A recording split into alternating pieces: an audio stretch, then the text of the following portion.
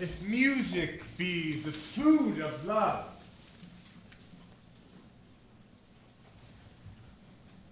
What on? Give me excess of it. That shepherding, the appetite may sicken and so die. Oh, that strain again. It had a dying fall. Oh, it came over my ear like the sweet sound that breathes upon a bank of violets. Stealing. Odor. Oh. Enough. No more. It is not so sweet now as it was before.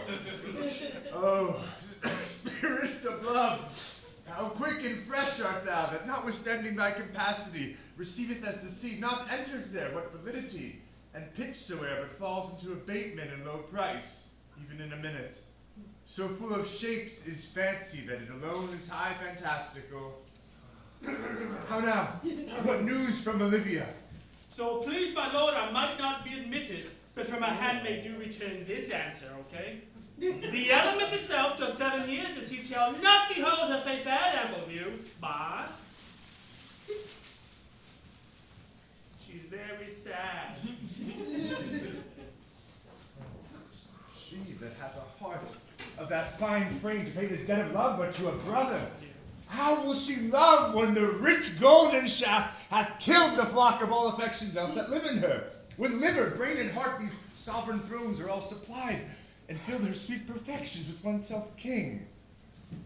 Listen, shut up for a second. Would you like to go hunt? Hunt what, Curio? Why, the hare, my good man. The ham?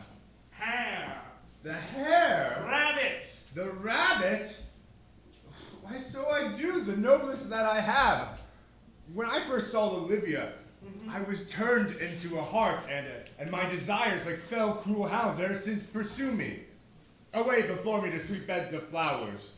Love thoughts lie rich when canopied with bowers.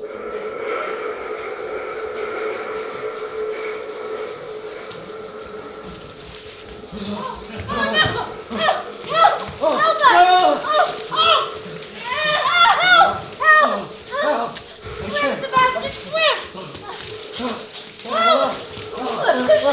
Wait, no! Come on! Wait!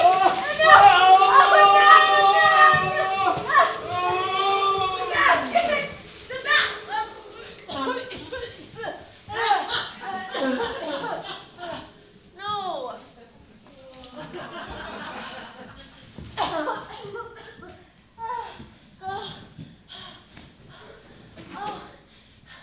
What country, friends, is this? This is Illyria.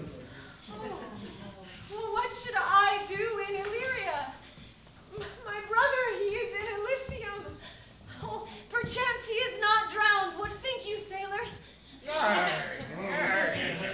It is perchance that you were saved. Oh, my poor brother. And so perchance may he be. To comfort you a chance, assure yourself that when our ship had split, and you and that poor number that were saved with you onto our driving boat, I saw your brother, most provident hero, bind himself. Courage and hope both teaching him the lesson. That He bound himself to.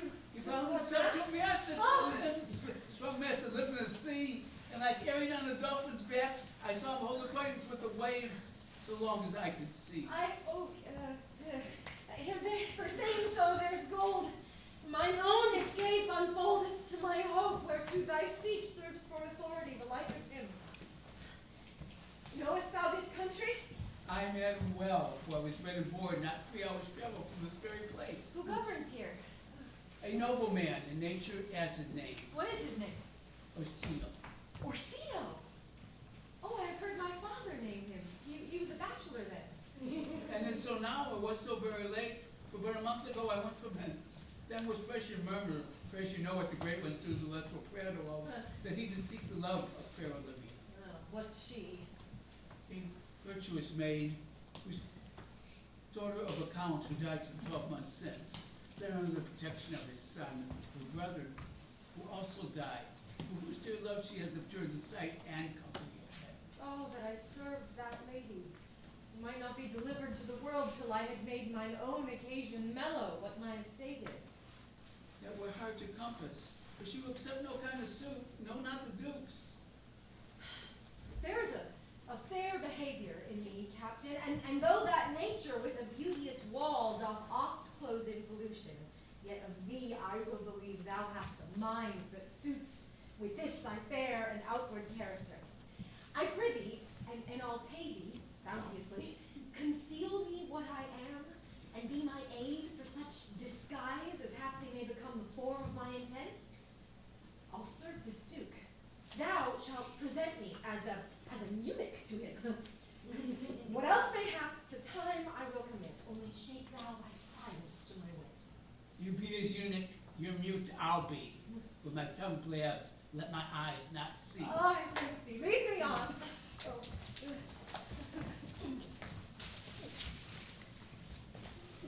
What a plague means my niece to take the death of her brother thus? I am sure care is an enemy to life. By my troth, Sir Toby, you must come in earlier a nights. Your cousin, my lady, takes great exception to your ill hours. Let her accept before accepted. Nay, but you must confine yourself within the modest limits of order. Confine myself. I'll confine myself no finer than I am. These clothes are good enough to drink it, and so be these boots too. And be they not, let them hang themselves by their own straps. His quaffing and drinking will undo you. I heard my lady speak of it yesterday, and of a foolish knight that you brought in one night here to be her wooer. Who? Sir Andrew Aguecheek? Aye, he. Aye, he's as tall as any man in Illyria. What's that to the purpose? Why, he has 3,000 ducats a year. And he'll have but a year in all those ducats, for he's a very fool and a prodigal. Fie that you'll say so. He plays vile de gambors, and speaks 3 or 4 languages, word for word, without book, and hath all the good gifts of nature. Oh, he has indeed, almost natural. For besides that he's a fool, he's a great quarreler. And but that he hath the gift of a coward to allay the gust he has in quarreling, just thought among the prudent, he would quickly have the gift of a grave. They are cowards and subtractors that would say so of him. Who are they? Those who add, moreover, that he's drunk nightly in your company. With drinking house to my niece. Uh-huh. I'll drink to her as long as there's a passage in my throat and drink in Illyria. And they are cowards and coistrels who will not drink to my niece to their brain turn. Oh, the toad, like a parrot stopped. What was Castillo Vigo? Here comes Sir Andrew Agueface. Toby Belch! How now, Sir Toby Belch? Great, Sir Andrew. And bless you, fair shrew. You too, sir. Accost, Sir Andrew, accost. What's that? My niece's chambermaid. Good Mistress Accost, I desire better acquaintance. My name is Mary, sir. Good Mistress Mary Accost, I desire better acquaintance. You mistake, Sir Knight. Accost means to front her, to board her, to woo her, to assail her. By my troth, I would not undertake her in such company. Is that the meaning of accost? Very well, I gentlemen. let part so, Knight, thou mightest never draw sword again. If you part so, my lady, I might never draw sword again. My lady, do you think you have fools in hand? Sir, I have not you by the hand. But you shall, and here's my hand. Now, sir, thought is free. I pray you take your hand to the buttery bar and let it drink. What's your metaphor, sweetheart? It's dry, sir. I'm not such an ass that I can keep my hand dry. What's your jest? A dry jest, sir. Are you full of them? Aye, sir, I have them at my fingers' ends. Mary, now let go your hand. I am barren. Oh, sweet Sir Knight, when did I ever see thee so put down? Thou lackest a cup of canary. Never in your life, I think, unless you see canary put me down. I sometimes think I have no more wit than a Christian or an ordinary man has. But I'm a great eater of beef, and I believe that does harm to my wit. No question. If I thought that, I'd persuade. If I'll home tomorrow, Sir Toby. But pourquoi deny? Oh, pourquoi? What is pourquoi? Do or do not. Man, I've spent the time in the tongues as I had in fencing, dancing, and bear baiting. I've followed the arts. But thou hast an excellent head of hair. It hangs like flax on a distaff, and I'd hoped to see a huswife take it between her legs and spin it off. Yeah, like that. Babe, I'll home tomorrow, Sir Toby. Your niece will not be seen, or if she will, it's 4 to 1 she'll none of me. The Count himself here hard by woos her. She'll have none of the Count. She'll not a match above her degree in either estate, years, nor wit. I have heard her swear, tut, There is life in it, man. I'll stay a month longer. I'm a fellow of the strangest minds in the world, and I delight in masks and revels, sometimes all together. Thou art good at these kickshaws, knight. As any man in Illyria, so to be. I don't agree with my betters. I won't compete with an old man. What is thy excellent knight? In a galliard? I can cut a caper. Ooh, and I can cut the mutton to it. I think I have the back trick simply as well as any man in Illyria. Shall we set about some revels? What shall we else? Were we not born under Taurus? Taurus. That's sides and heart. Nay, sir, that's legs and thighs. Let me see the caper. Come on, caper. Caper, you beautiful knight. Yes! Yes! Well, if the Duke continued experiments towards Cesaro, you're like to be much advanced. He had known you, 3 days, and already are no stranger. You either fear his humor or my negligence that you call into question the continuance of his love. Is he inconstant, sir, in his favors? Poppycock, from one man to another, I tell you no. Oh, thank you. Oh, here comes the Count. Who sold Cesario? On your attendance, my lord, he is. Stand you while aloof. Cesario, thou knowest no less but all. I have unclasped to thee the book, even of my secret soul. Therefore, good youth, address thy gate unto her. Be not denied access. Stand at her door and tell them, there thy fixed foot shall grow, till thou have audience. Well, if she be so abandoned to her sorrow, as it is spoke, she never will admit me. Be clamorous and leap all civil bounds rather than make unprofited return. Well, say I do speak with her, my lord, what then? Oh, then unfold the passion of my love. Surprise her with the discourse of my dear faith. It shall become thee well to act my woes. She will attend it better in thy youth than in a nuncio of more grave aspect. Oh, I think not so, my lord. Oh, dear lad, believe it, for they shall yet belie thy happy years that say thou art a man. Diana's lip is not more smooth and rubious. Thy small pipe is as a maiden's organ, shrill in sound, and all is semblant of a woman's part. I know thy constellation is right apt for this affair. Some 4 or 5 attend him, all if you will, for I myself am best when least in company. Prosper well in this, and thou shalt live as freely as thy lord to call his fortunes thine. I'll do my best to woo your lady. Awful strife, wherever I woo myself would be his wife. This Nay, either tell me where thou hast been, or I'll not open my lips as wide as a bristle may enter in way of thy excuse. My lady will hang thee for thy absence. Or to be turned away, is not that as good as a hanging to you? Let her hang me. He that is well hanged in this world needs to fear no colors. Besides, let some bear it out as for turning away. You are resolute then? Well, not so in neither, but I am resolved on 2 points. That if one break, the other will hold, and if both break, your gaskins fall? Apt in good faith, very apt. Well, go thy way. If Sir Toby would leave drinking, thou art as witty a piece of youth's flesh as any in Illyria. Peace, you rogue, more of that. Here comes my lady, make your excuses wisely, you are best. Wit, and it be thy will put me into good fooling, for those that think they have thee do very often fools, and I that know I lack thee may pass for a wise man. God bless thee, lady. Take the fool away. Oh, do not hear, fellows, take away the lady. Go to. You're a dry fool. I'll know more of you. Besides, you grow dishonest. Oh, 2 faults, good Madonna, that drink and good counsel will amend. For give the dry fool drink, then is the fool not dry. Bid the dishonest man mend. If he mend, he be no longer dishonest. If he cannot, well, what remedy? As there's no true cuckold but calamity, so beauty's a flower. The lady bade take away the fool, therefore I say again, take her away. Sir, I bade them take away you. Misprision in the highest degree, lady. Caculus non facet monachum, that's as much to say, as I wear not motley in my brain. Give me leave, good Madonna, to prove you a fool. Can you do it? Dexterously, good Madonna. All right, make your proof. Good Madonna, why mournest thou? Good fool, for my brother's death? I think his soul is in hell, Madonna. I know his soul's in heaven, fool. Well, the more fool, Madonna, to mourn for your brother's soul being in heaven. Take away the fool, gentlemen. What think you, Malvolio, of this fool? Doth he not mend?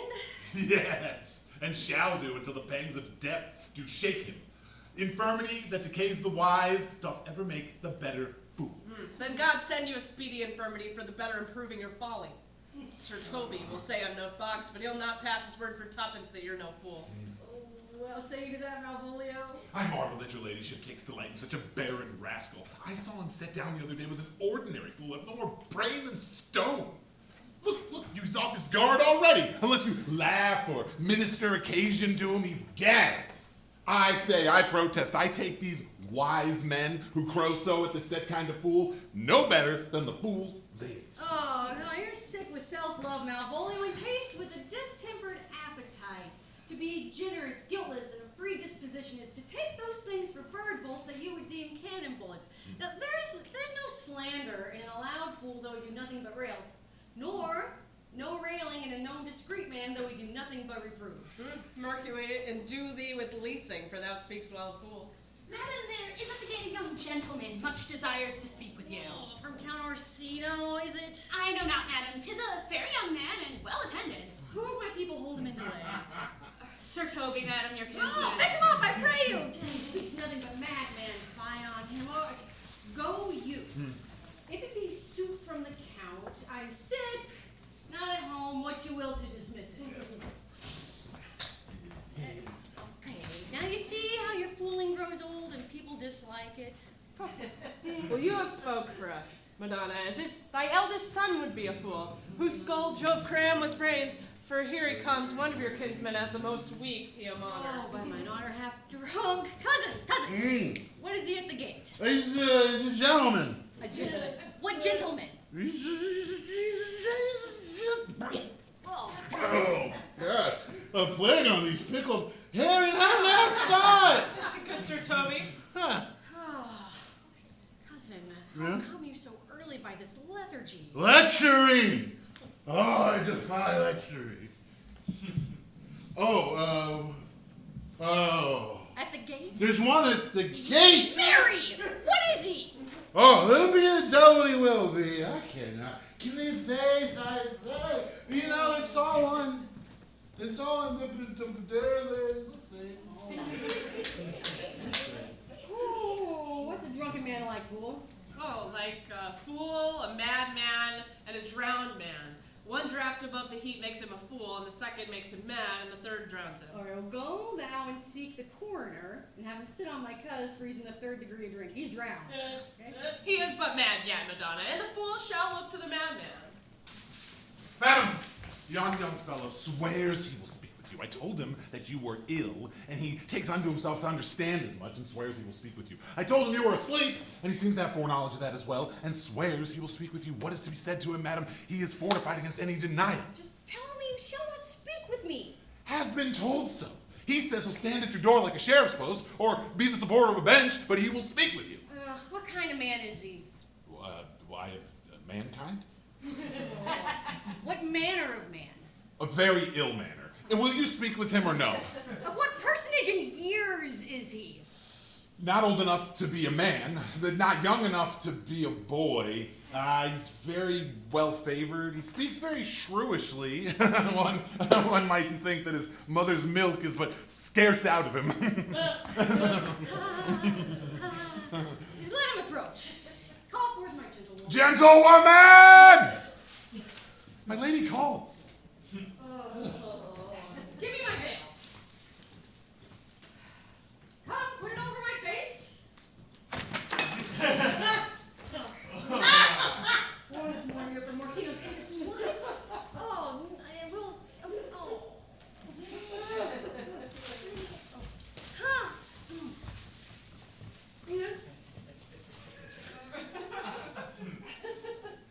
The honorable lady of the house, which is she? Speak to me, I shall answer for her. Most radiant, exquisite, and unmatchable beauty.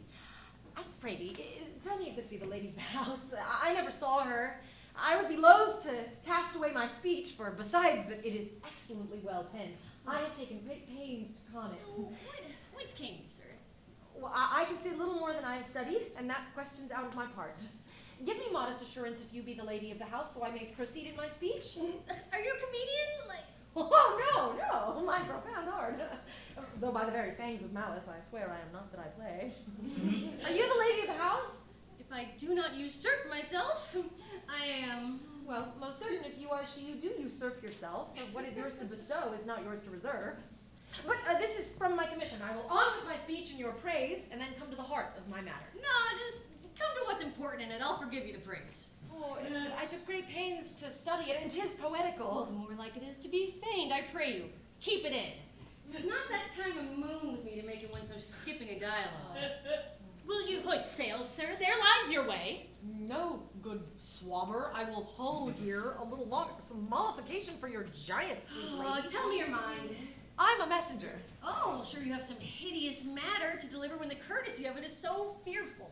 It alone concerns your ear. I bring no overture of war, no taxation of homage. I hold the olive in my hand. My words are as full of peace as matter. Yeah, you began rudely. What are you? What would you? Well, the rudeness that hath appeared in me have I learned from my entertainment. What I am, and what I would, are as secret as maidenhead. To your ears, divinity. To all others, profanation. Give us the place alone. We'll hear this divinity. What, sir, is your text? My dear lady, I come from Orsino, and Oh, that's very. You have anything else? Wherein lies this text? in Orsino's bosom. Okay, in his bosom. In what chapter of his bosom? It's answered by the method in the first of his heart. Oh, okay, I've read that. It's heresy. Have you nothing more to say? Good, madam. Let me see your face. Have you commission from your lord to negotiate with my face? Now you're out of your text. Oh, but we shall draw the curtain aside and reveal the picture. 'Tis not well made. Excellently made. God did all. 'Tis ingrained, sir, to endure wind and weather. 'Tis beauty truly blent, whose red and white nature's sweet and cunning hand laid on. Lady, you are the cruelest she alive, if you will lead these graces to the grave and leave the world no copy. Oh, sir, I would not be so hard-hearted. I will give out diverse schedules of my beauty. It shall be inventory with every particle and utensil labeled to my will as item, 2 lips in different red, item, 2 gray eyes with lids on them, 1 neck, 1 chin, and so forth. I said, were you sent to praise me? Yeah, I see you what you are. You are too proud. But if you were the devil, you are fair. My master loves you. Such love could be but recompense, though you were crowned the non-pariah of beauty. How does he love me? With adorations, with fertile tears, with groans that thunder love, with sighs of fire. Your lord does know my mind. I cannot love him, though I know him noble, consider him virtuous, and in dimension and shape of nature, he's a gracious person. No, yet I cannot love him. He might have taken his answer long ago. You know, if I did love you with my master's flame, with such a suffering, such a deadly life, in your denial, I would find no sense. I wouldn't understand it. Why? What would you? I'd make me a willow cabin at your gate. Call upon my soul within the house. Write loyal cantons of contemned love and sing them loud, even in the dead of night. Halloo your name to the reverberate hills, and let the babbling gossip of the air cry out, Olivia! Oh, you should not rest between the elements of air and earth, but you should pity me. You might be much. What is your parentage? Above my fortune, yet my state as well. I'm a gentleman. Get you to your lord. Tell him send no more, unless perchance you were to come and tell me how he takes it. I thank thee for thy pains. Farewell. Here, spend this for me. I am no feed post, lady. Keep your purse. My master, not myself, lacks recompense. that you shall love, and let your fervor, like my master's, be placed in contempt. Farewell, fair cruelty. What is your parentage? Who is above my fortune yet? My state is well. I am a gentleman. I'll be sworn thou art. Oh, thy tongue, thy limbs, thy action, face, and spirit do give thee fivefold blaze, and not too fast. Slow, slow, slow. Oh, unless the master were the man. How now? Even so quickly may one catch the plague. Oh, methink this youth's perfections with a subtle and invisible stealth do creep in at mine eye. Well, let it be. What ho, Malvolio! Here, madam! Here, madam, I just noticed. Run you after that same peevish messenger. The county's man? Oh. He left a ring behind, wood iron gun, and, you tell him, all none of it. Tell him all none of it. And if he should come this way again tomorrow, I'll give him reasons for it. Madam, I will. Oh, I do, I know not what, and fear to find mine eye too great a flatterer for my mind. Oh, fate, show thy force! Ourselves we do not owe. What is decreed must be, and be this so. Will you stay no longer? Nor will you not that I go with you? By your patience, no. My stars shine darkly over me. The malignancy of my fate might perhaps distemper yours. Therefore I shall crave of you your leave that I may bear my evils alone. It were a bad recompense for your love to lay any of them on you. Let me yet know of you. Whither are you bound? No. To soothe my determinate voyage is mere extravagancy. But I perceive in you so excellent a touch of modesty that you will not extort from me what I am willing to keep in. Therefore it charges me in manners the rather to express myself. You must know of me then, Antonio. My name is Sebastian, which I called Rodrigo. My father was that Sebastian of Messaline, whom I'm sure you've heard of. Oh. He left behind him myself and a sister, both born in an hour. If the heavens had been pleased, would we had so ended. But you, sir, altered that. For some hour before you took me from the breach of the sea, was my sister drowned. Alas the day. A lady, sir, though it was said she much resembled me, was yet of many accounted beautiful. And though I could not with such estimable wonder over far believe that, yet thus far I will boldly publish her. She bore a mind that envy could not but call fair. She is drowned already, sir, with salt water, though I seem to drown her remembrance again with more. Pardon you, sir, you're bad entertainment. Oh, good Antonio, forgive me your trouble. If you will not murder me for my love, let me be your servant. If you will not undo what you have done, that is, kill him whom you have recovered, desire it not. Fare you well at once. My bosom is full of kindness, and I am yet so near the manners of my mother that upon the least occasion more, mine eyes will tell tales of me. I am bound to the Count Orsino's court. Farewell. The gentleness of all the gods go with thee. I have many enemies in Orsino's court, else would I very shortly see thee there. But come what may, I do adore thee so that danger shall seem sport, and I will go.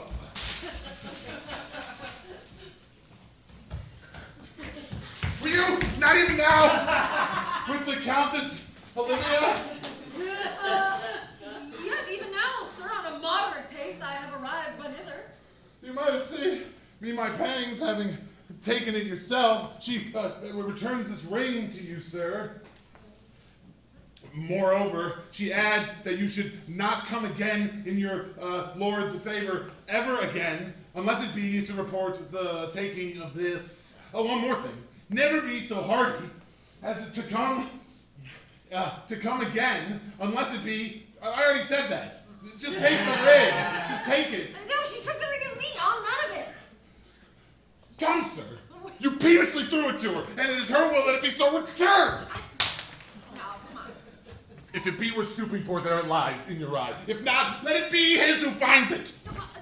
Ah! No, read with her. What means this lady? Oh. Oh, fortune forbid. My outside hath not charmed her. She made good view of me. Indeed, so much so, methought her eyes had lost her tongue, for she did speak and starts distractedly. She loves me, sure. The cunning of her passion invites me in this churlish messenger. Ah, my lord's ring. He sent her none. I am the man.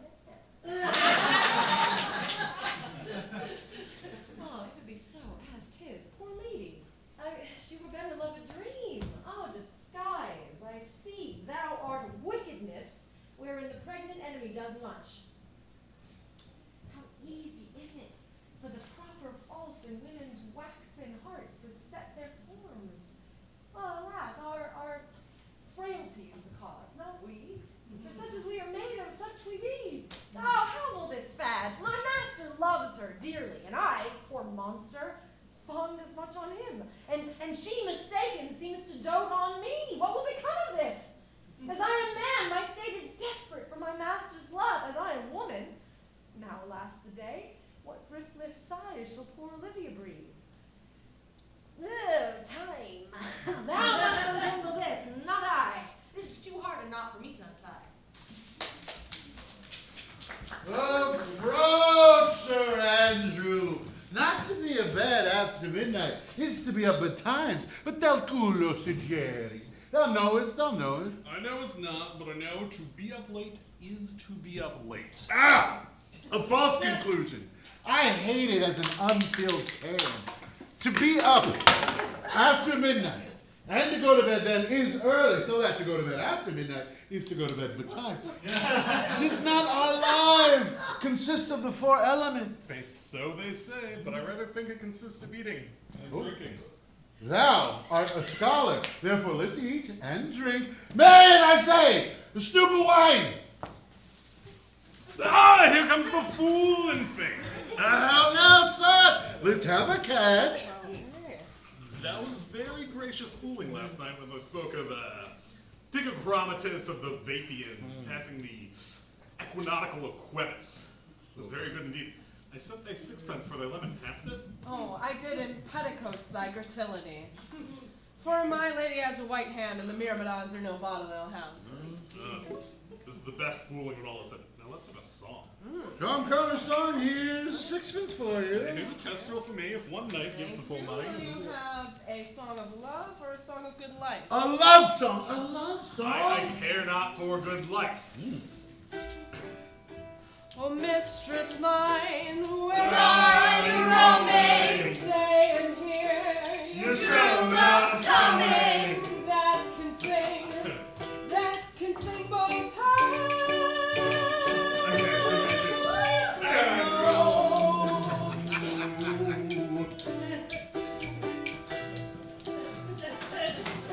Trip no further, pretty sweet journey's end.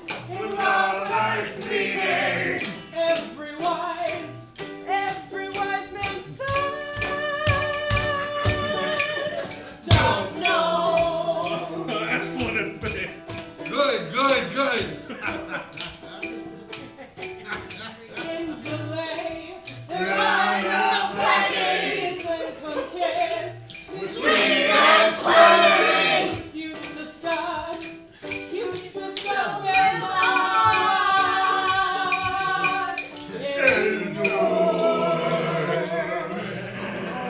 A Malvolio's voice as I am true knight. To hear by the nose, it is a dulcet in contagion. But shall we make the welkin dance indeed? Shall we rouse the night out with such a catch that'll draw 3 souls out of 1 weaver? Shall we do that? Yeah! And you love me, let's do it. I'm a dog and a catch. By Our Lady, sir, and some dogs will catch well. Excellent, let our catch be thou knave. Oh, hold thy peace, thou knave. I'll be constrained in it to call thee knave, knight. Thou art not the first constrained to call me knave. Begin, fool, it begins hold thy peace. I'll never begin if I hold my peace. Come begin. Hold thy peace, and I pray thee, hold thy peace. Hold thy peace, and I pray thee, hold thy peace. Hold thy peace, and I pray thee, hold thy peace. Hold thy peace. What the hell do you think here? If my lady have not called up her steward Malvolio and bid him turn you out of doors, never trust me. My lady is a Catron, and we are politicians, and Malvolio's Pegarenzi, and three merry men be we. Am I not consanguineous? Am I not of her blood? Tilly Valley, lady. There dwelt a man in Babylon, lady. It's truly the night's an admirable fooling.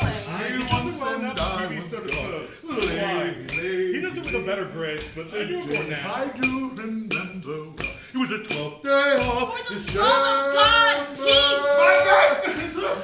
Oh, what are you? No. Have you no manners, wit or honesty that you grabble like tinkers at this time of night? Would you make an alehouse out of my lady's house that you squeak from your coziest kitchens with no hindrance or remorse of voice? Do you have no respect for places, people, or time? Oh, we did keep time, sir, in our catches, so sneak up. Cousin Toby. I must be round with you. My lady bade me tell you that though she harbors you as her kinsman, she in no way allies herself with your disorders. If you can separate yourself from your misdemeanors, you are welcome in this house. If not, and it should please you to take your leave of her, she will gladly bid you farewell. Farewell, dear heart, for I must now be gone. Nay, good Sir Toby. His eyes do show his days are almost done. So, shall I bid him go? Oh, what then if you do? Shall I bid him go and spare not? Oh, This is no, much no, credit you to dare you. not. Out of tune, sir, you lie. Art thou any more than a steward? There's something because thou art virtuous. There shall be no more cakes in ale. Aye, by St. Anne, and ginger shall be hot in the mouth too. Thou art right. You go, sir. Rub your chain with crumbs. Marion, a stoop of wine. Mistress Mary, if you ever prized my lady's favor with anything more than contempt, then you would not give mean to this uncivil rule. She will know of this by my hand. Go shake your ears! Ooh, 'twas good indeed to drink when a man's a-hungry, as it is to challenge him in the field. Great promise with him and make an ass of him. Do, sir. I'll write the account. Ooh, I'll deliver that indignation by word of mouth. Be patient for tonight, sweet Sir Toby. Since the youth of the council stay with my lady, she's been much out of quiet. For Monsieur Malvolio, let me alone with him. If I do not gull him into an A-word and make him a common recreation, do not think I have wit enough to restrain my bed. I know I can do it. Possess us, tell us something of him. Marry, sir, sometimes he's a kind of a Puritan. Oh, if I thought that, I'd beat him like a dog. What for being a Puritan, thy exquisite reason, dear knight? I've no exquisite reason, but I've reason enough. The devil a Puritan he is, or anything constantly but a time pleaser, an affectioned ass that cons state without book and utters it by great swaths, the best persuaded of himself, so crammed as he thinks with excellencies, that it is his grounds of faith that all that look on him love him. And of that lies in him my revenge, my notable cause to work. What will thou do? I will plant in his way some obscure epistles of love, wherein by the color of his beard and the shape of his leg, he will find himself most feelingly personated. I can write very like my lady, your niece. On a forgotten matter, we can scarce make distinction of our hands. Excellent. I smell an advice. I have in my nose too. He will think by the letters that thou will drop that they come from my niece, and that she is in love with him. My purpose is indeed a horse of that color. Oh, your horse will make an ass of him. Ass, I doubt not. Which will be admirable. Sport royal, I warn you. I will plant you too, where he shall find the letter, observe his construction of it. For this night, to bed, and dream on the event. Farewell. Good night, Penthesilea. Before me, she's a good wench. She's a beagle, true bred, and one that adores me. What's up with that? I was adored once. Oh, Knight, to bed. Thou hast the needs to send for more money in the morning. If I cannot recover your niece, I am in a foul way out. Send for money, Knight. If thou hast been not in the end, call me cut. But do not, never trust me. Take it how you will. Excellent, Knight. Let's not to bed. I'll burn some sack. It's too late to go to bed now. Sack, sack, sack, sack, sack, sack, sack, sack. Give me some music. Now? Good morrow, friends. Now, good Cesario, but that piece of song, that old and antique song we heard last night, methought it did relieve my passion much. Come, but one verse. He is not here, my lord, that should sing it. Who was he? Oh, that would be Feste the jester, my lord, a fool that the lady Olivia's father took much delight in. He's about the house. Oh, seek him out. Right on. And play the tune a while. Come hither, boy. If ever thou shalt love, in the sweet pangs of it remember me, for such as I am, all true lovers are. Unstayed and skittish in all motions, I'll save in the constant image of the creature that is beloved. How dost thou like this tune? Gives a very echo to the seat where love is thrown. Oh, thou dost speak masterly. My life upon it. Young though thou art, thine eye hath stayed upon some favor that it loves. Hath it not, my boy? Yeah, a little by your favor. What kind of woman is it? It's of your complexion. She's not worth you then. What years of faith? About your years. Too old, by heaven. Let still the woman take an elder than herself, so wears she to him, so sways she level in her husband's heart. For a boy, however we may praise our fancies, they are more giddy and unfirm, more wavering, sooner lost and warm than women's are. I think it will, my lord. Well, then let thy love be younger than thyself, or thy affection cannot hold the bent. For women are as roses.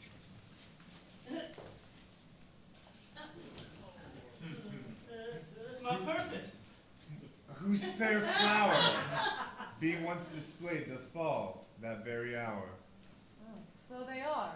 Alas, that they are so, to die, even when they to perfection grow. Hey, remember the thing I said? Ah, yes. Come hither. Mark it, Cesario. The song we had last night? The song we had last night, yes. It is old and plain. The spinsters and the knitters in the sun and the freed maids that do weave their thread with bone do used to chant it. It is silly sooth and dallies with the innocence of love, like the old age. Are you ready, sir? I prithee sing.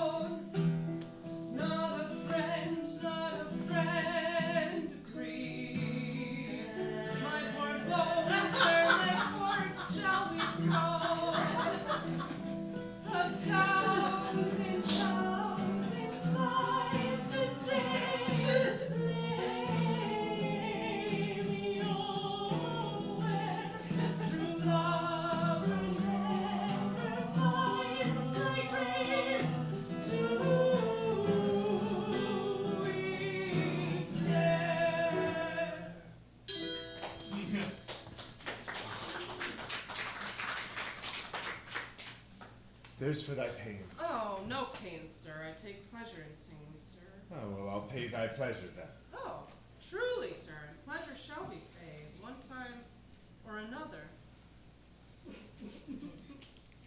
Give me now leave to leave thee. Ah, yes, the melancholy god keep thee, and the tailor make thy doublet of changeable taffeta, for thy mind is a very opal. I would have men of such constancy put to sea, that their business might be everywhere, and their intent in everything. For it is that always makes a good voyage. Fare thee well. Let all the rest give place. Once more, Cesario, get thee to yon same sovereign cruelty. Tell her, my love, more noble than the world, prizes not quantity of dirty lands. The parts that fortune hath bestowed upon her, tell her I hold as giddily as fortune, but 'tis that miracle in queen of gems that nature pranks her in attracts my soul. But sir, if she cannot love you. I cannot be so Well, answered. sis, but you must. I say that some woman, as perhaps there is, hath for your love as great a pang of heart as you have for Olivia. You cannot love her, you tell her so. Must she not then be answered? There is no woman with sides can bide the beating of so strong a passion as love doth give my heart. No woman's heart too big to hold so much, they lack retention. Alas, their love may be called appetite, no motion of the liver, but of the palate, that suffers surfeit, cloyment, and revolt. But mine is all as hungry as the sea, and can digest as much. Make no comparison between that love a woman can bear me, and that I owe Olivia. But I know. What dost thou know? Too well what love women to men may owe. In faith they are as true of heart as we. My father had a daughter loved a man, as it might be, were I a woman, I should your lordship. What's her history? A blank, my lord. She never told her love, but let concealment, like a worm in the bud, feed on her damask cheek. She pined in thought, and with a green and yellow melancholy she sat, like patience on a monument, smiling at grief. Was not this love indeed? We men may say more, swear more, but indeed our shows are more than will, for still we prove much in our vows, but little in our love. But died thy sister for love, my boy. I am all the daughters of my father's house, and all the brothers too, and yet I know not. Sir, shall I to this lady? Aye, that's the theme. To her in haste, give her this jewel. Tell her, my love can give no place, bide no denied. Come thy way, Signor Fabian. Hey, I'll come. If I lose a scruple of the sport, let me be boiled to death in melancholy. Wouldn't thou have the miserly, sheep-biting, cheese-patter come by some notable shame? I would exult, man. You know he put me out of favor of my lady about a bear baiting here. Ah, to have the bear. We will anger him and have the bear again, and we will fool him to wear black and blue, shall we not, sir Andrew? If we do not, let it be the pity of our lives. Get you all three to the box tree. He's coming down the pathway. Observe him for the love of mockery, for I know this letter will make a contemplative idiot of him. Close, in the name of jesting. Lie thou there, for here comes the trout that must be caught with tickling. 'Tis but fortune, all his fortune. Maria did once tell me that she had an effect on me, and I've heard her come this near that should she fancy, it would be one of my complexion. What should I think on it? He's an overweening rogue. Oh, peace, contemplation makes a rare turkey cock of him. How he jets under his advanced plumes. I can beat the rogue. Peace, peace, I say. To me, Count Malvolio! Oh, still him. Having been 3 months married, sitting on my state, I call my officers about me in my branched velvet gown. Having just come from the daybed, where I left Olivia sleeping. Oh, fire and brimstone. Peace, peace. And then, to have the humor of my state, having just come from a demure travel of regard, telling them, I know my and I would that you should do yours to my kinsman, Toby. Multi-shekels! Peace, now. 7 of my people, with an obedient haste make out for him. I frown by the while, perchance wind up watch, play with some rich jewel of some sort. Oh, Toby approaches, curtsies there to me. Does this fellow live? Nor silence be drawn from us with cars, yet peace. I extend my hand thus, quenching my familiar smile with an austere regard of control. Telling him, Cousin Toby, you must amend your drunkenness. Outstab! My patience, or we break the sinews of our plot. Besides, you waste the treasure of your time with this foolish hooplehead knight. Ah, that's me, I warn you. One Sir Andrew. No, I knew 'twas I, for many do call me fool. Oh!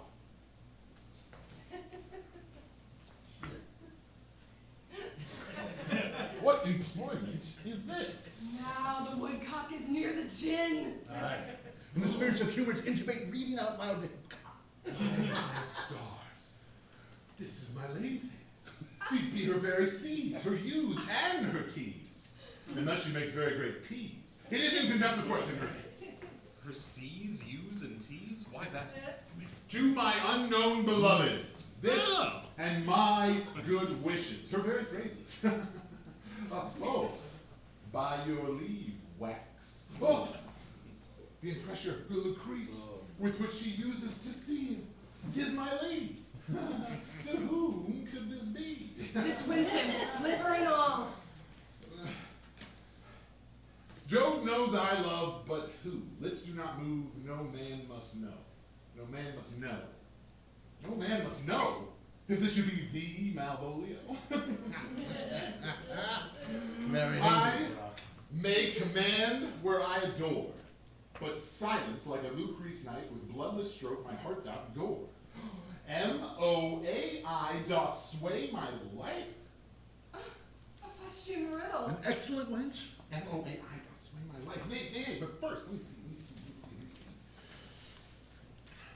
I may command where I adore. Why, she may command me. I serve her. This is clear to any formal capacity.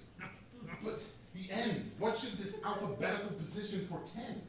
If I could make it resemble something in me. Oh, why, I know at a cold scent. Some will cry upon it, though it be as rank as a fox. M. Malvolio? M. That begins mine. See, did I not say that he would figure it out? The cur is excellent. But there is no consonancy in the sequel. O follows, but No shall end, I hope. I'll cudgel and make him cry. And then I comes behind. Aye, had you any eye behind you, you might see more misfortune at your heels than fortune before you. This simulation is not like the former. And yet, to crush this a little, it would bow to me, because all of these letters are in my name. Here follows prose. If this fall into thy lady's hands, revolve.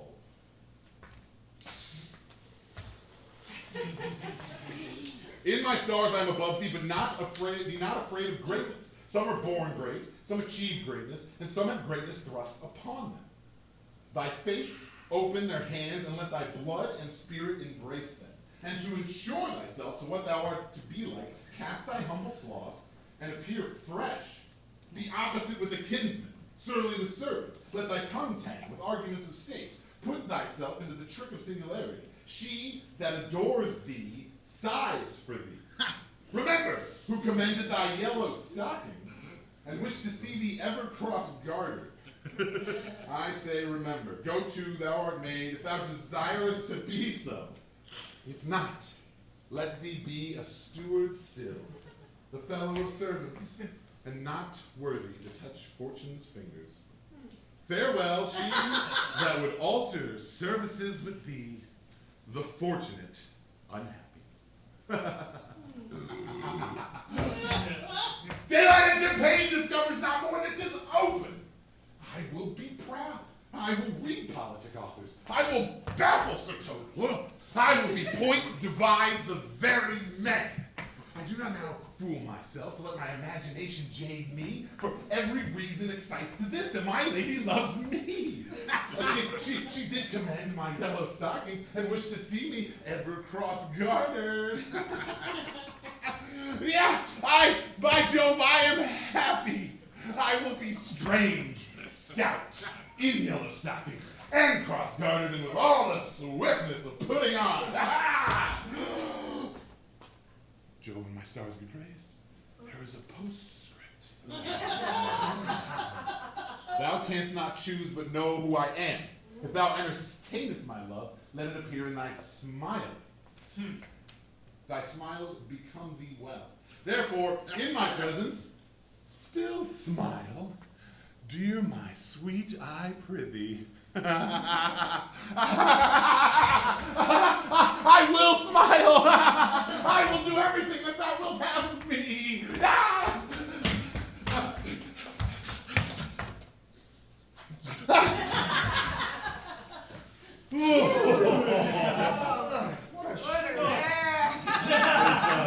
I would not give a pension of thousands paid from the Sophie for this! I could marry that wench for this device. So could I too. And ask for no other dowry but such another jest. Faith or I either. Here comes my noble daughter!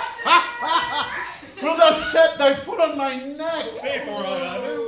Nay, but say true, does it work upon him? Like aquavita to a midwife. If you will then see the fruits of our sport, mark his first approach before my lady. He will come to her in yellow stockings, a color she abhors, and cross-gartered, a fashion she detests, and he will smile upon her, which will now be so unsuitable to her disposition, being addicted to a melancholy as she is, that it cannot but turn him into a notable contempt.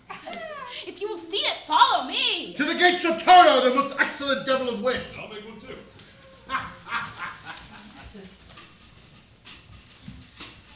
Save thee, friend.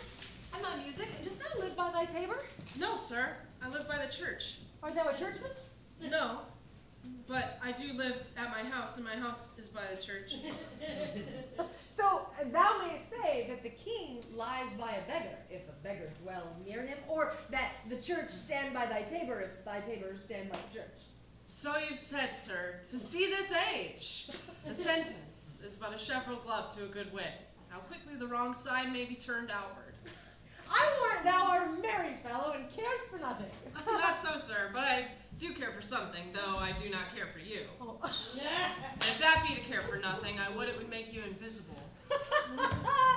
Art thou not the Lady Olivia's fool? No, the Lady Olivia has no folly, and she'll keep no fool till she be married. No, I'm not her fool, but her corrupter of words. But I saw thee late at the Count Orsino's.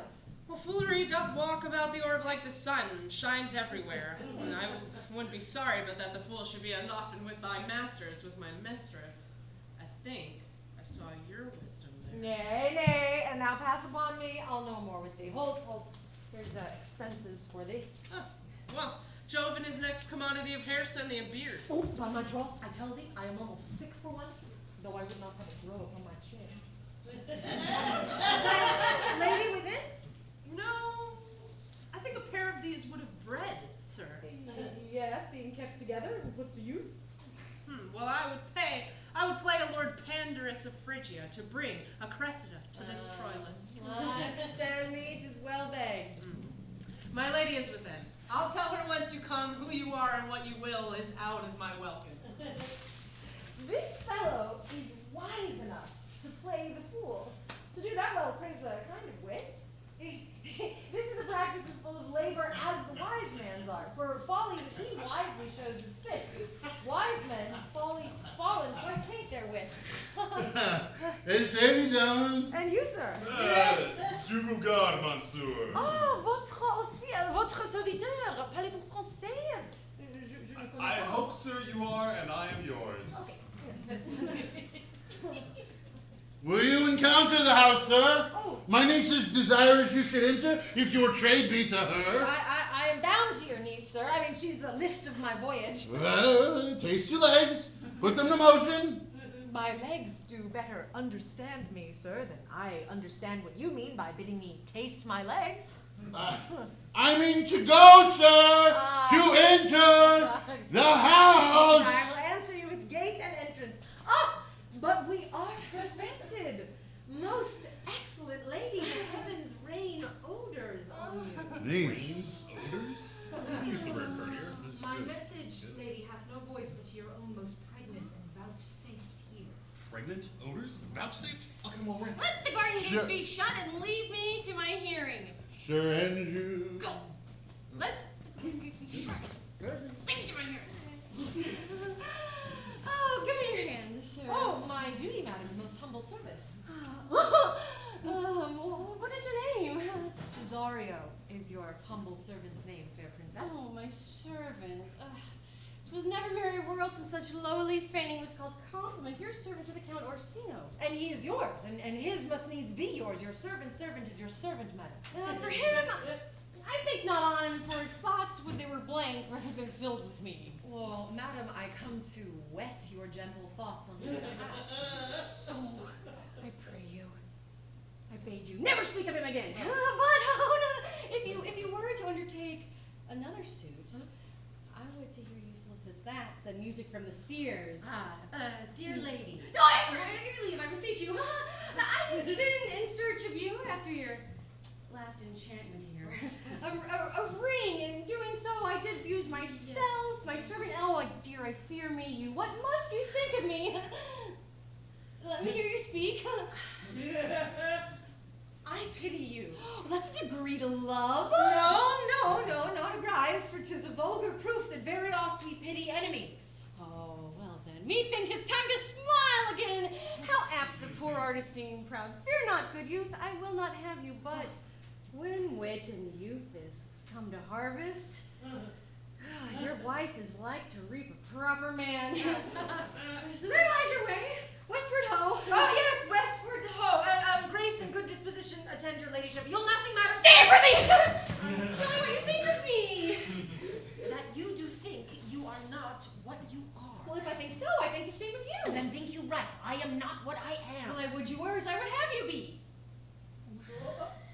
Well, would it be better, madam, than I am? I wish it might, for now I am your fool. Oh, what a deal of scorn looks beautiful in the contempt and anger of his lip. Now, a murderous guilt is not shown more soon than love that would seem hid. Love's night is noon. Cesarean! By the roses of spring, by maidhood, honor, truth, and everything, I love thee so that maugre all thy pride, nor wit, nor reason can my passions hide. I do not seek to obscure thy reason and cause, for then I woo, thou hast no nerves. Or brother, reason thus with reason's better. Love sought is good, but given unsought is better. By my innocence, I swear, and by my youth, I have one heart, one bosom, and one truth, and that no woman has, nor none shall never be mistress of, save I alone. And adieu. Nevermore will I my master's tears to you deplore. Yet come again tomorrow. Oh, perhaps thou mayest move that heart which now abhors to later like is love. The fate will not stay a jot longer. Thy reason, dear Venom, give thy reason. You must needs yield your reason, Sir Andrew. I saw your niece do more favors to the Count's serving man than ever she bestowed upon me. I saw it in the orchard. But did she see thee a while, old boy? Answer me that. As plain as I see you now. This was a great argument of love in her toward you. Oh. Like, will you make an ass of me? I will prove it legitimate, sir, upon the oaths of judgment and reason. And they have been grand jurymen since before Noah was a sailor. Yeah, she did show favor to the youth in your sight only to exasperate you, to awake your dormont's valor, to put fire in your heart and brimstone in your liver. You should have accosted her, and then with some excellent jest, fire new from the mint, you should have banged that youth in the dumbness. This was looked for your hand, and this was bold. You let time wash away the opportunity, and you are now sailed north of my lady's opinion, where you will hang like an icicle off a judgment's beard, and by some laudable attempt, either of valor or policy. Oh, let it be anyway. Let it be with valor for policy. I hate. Yeah. Just Olivia Brown as a politician. Why then build me thy fortunes upon the basis of valor? Challenge me to the Count's youth to fight him in 11 places. My niece will take note of it, and assure thyself, there is no love broker in the world that can prevail with man's commendation with woman, than report of valor. Will either of you bear me a challenge to him? Go, write it in a martial hand. Let it be cursed and brief. It is no matter how witty, though it be eloquent and full of invention, taunt him with a license of ink. If thou thou'st him sometimes, it shall not be amiss. And as many lies as will lie in thy sheet of paper, although thy sheet of paper were big enough for the bed of ware in England, set them down. Go! Although thou write with the goose pen, no matter. Go, write it. Where shall I find it? We'll call for thee at the Capiculo. Go. Oh, boy. This is a dear mannequin to you, Sir Toby.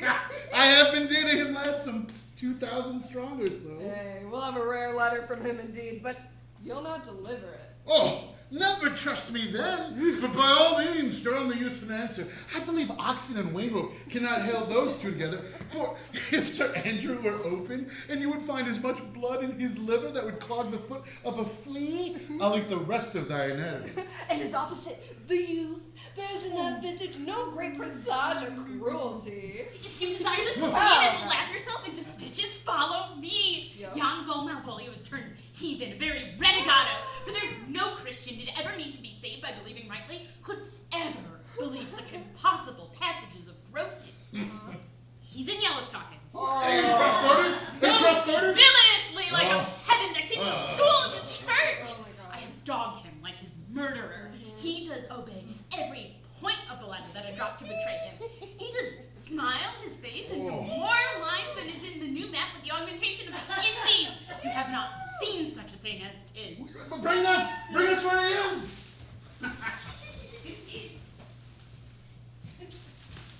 I would not by my will have troubled you. But since you make your pleasure of your pains, I will no further chide you. I could not stay behind you.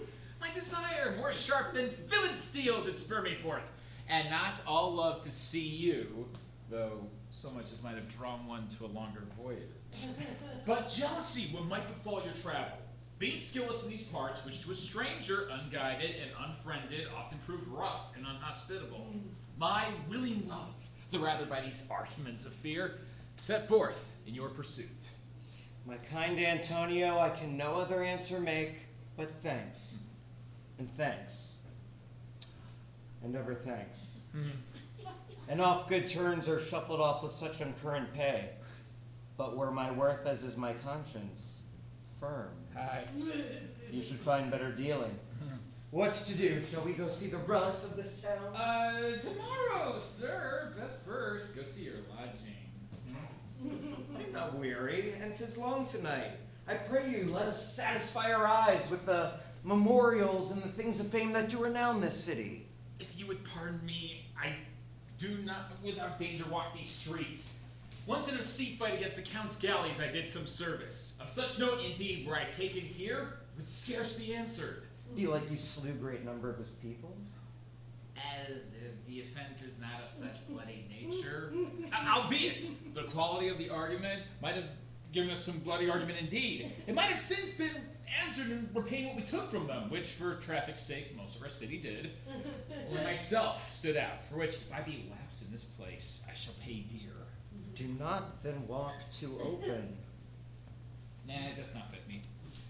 Hold, sir. Here's my purse. Now, in the south suburbs, at the Cubby Bear, is best to lodge. I'll bespeak our diet while you beguile the time and feed your knowledge with viewing of the town. There shall you have me. Why I your purse? Happily your eye might light upon some toy you have desired to purchase. And your store, I think, is not for idle markets, sir. I'll be your purse bearer and leave you for an hour. To the Cubby Bear! I do remember. Oh, I feast him? What bestow him? Oh, where's Malvolio? He's sad and civil and suits well for a servant with my fortunes. Where's Malvolio? He's coming now, but in a very strange manner. He's sure possessed. What's the matter? Does he rave? No, he does nothing but smile. Your ladyship were best have some guard about you if he comes. Sure, the man is tainted in his wits. Call him hither. I'm as mad as he, if sad and merry madness equal be. What? Oh, Sweet lady, oh. Smilest thou? I sent for thee upon a sad occasion. Sad lady, I could be sad. This cross-gartering does cause some obstruction in the blood, but what of it? If it please the eye of one, please all, it is with me as with the very true sonnet. Why, how dost thou, man? What's the matter with thee? Oh. Nothing, not black in my mind, though yellow in my legs. It did come to his hands, and commands must be executed, and I do think we know the sweet Roman hand. Wilt thou go to bed, Malvolio? To bed? Aye, sweetheart, I'll come to thee. Cover thee! What? Smile so and kiss thy hand so oft. How do you, Malvolio? At your request, yes. Nightingales answer daws. Why come you with this ridiculous boldness before my lady? Be not afraid of greatness. Some are born great, some achieve greatness, and some have greatness thrust upon them. Remember who commended thy yellow stockings of late, and wished to see thee ever cross-gartered. Go to, thou art made, if thou desirest to be so. If not, let me be a steward still. Oh. This is very midsummer madness. Madam, the young gentleman from Count Orsino's has returned. I can scarcely entreat him back. I'll come to him.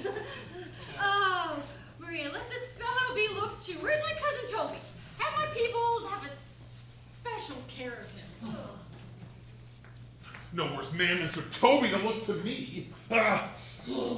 This coincides directly with the letter. She sends him on purpose, that I might appear stubborn to him.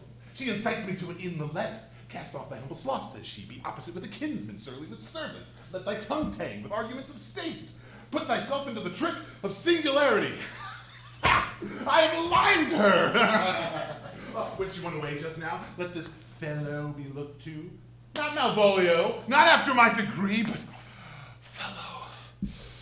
Everything adheres together. No dram of a scruple, no scruple of a scruple. No hindrance, no obstruction, no incredulous or unsafe circumstance. What can be said? Nothing that can be can come between me and the full prospects of my hopes. But, which way is he? In the name of all sanctity, if all the devils of hell be drawn in little and legion yet possess him, I'll yet speak to him. Here he is. How is with you, sir? How is with you, man? Peace. Peace. Do you not see you move him? Let me alone with him. How art thou, Malvolio? How dost thou? What men defy the devil? Consider he's an enemy to all mankind. Do you know what you say? Oh, you speak ill of the devil, how he takes it at heart. Pray God he be not bewitched. Give water to the wise woman. Marion, it shall be done tomorrow morning if I live. My lady will not lose him for more than I'll say. Prithee!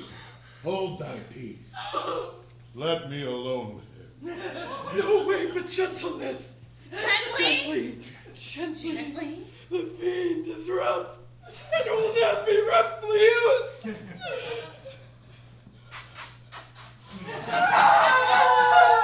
How now, my bodcock?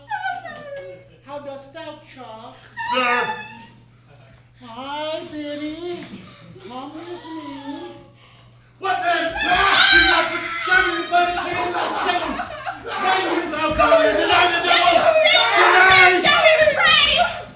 Go hang yourselves, all of you!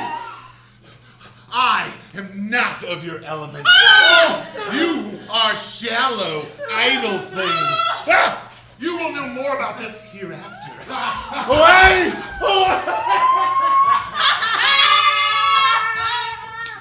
It's impossible. And then we're playing about a stage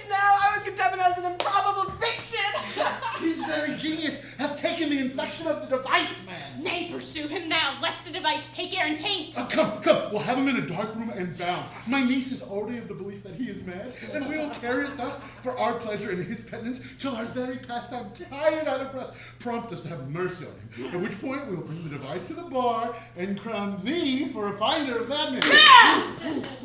Let's see. More matter for a May morning. Here's the challenge. I warrant there's vinegar and pepper in it. It's so saucy. I warn him, do but read. Give me.